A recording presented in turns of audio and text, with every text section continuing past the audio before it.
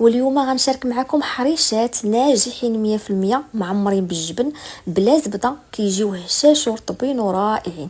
يلا نبداو على بركه الله. في بول درت 500 غرام ديال السميده رقيقه، الملحه، 2 معالق كبار ديال الحليب بودره، معلقه سكر سنيده، ونصف ملعقه صغيره ديال خميره رفيعه بليس اللي فيها 2 فواحد خميره محسن في نفس الوقت، نصف ملعقه ديال خميره الحلويات. كنمزج الكل، من بعد كنضيف نصف كاس ديال الزيت. انا درت خليط بين زيت المائده وزيت الزيتون، ممكن انكم تكتفيو فقط بزيت المائده.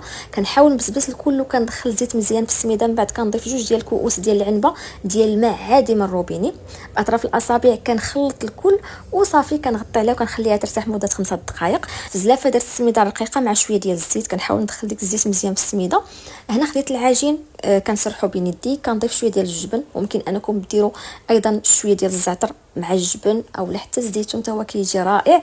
صافي كنحاول انني نجمع الجوانب ديال العجين حتى كنحصل على واحد الكره. كنحاول انني نقادها مزيان وكندير شويه ديال ديك السميده اللي خلطت مع الزيت صافي، وكنبدا نطيب فيهم عادي، كنطيبهم من الجهتين وكيكونوا واجدين. هذا هو الشكل ديالهم كيف ما كتشوفوا معايا، راه كيجيو رائعين، ما تشبعوش منهم.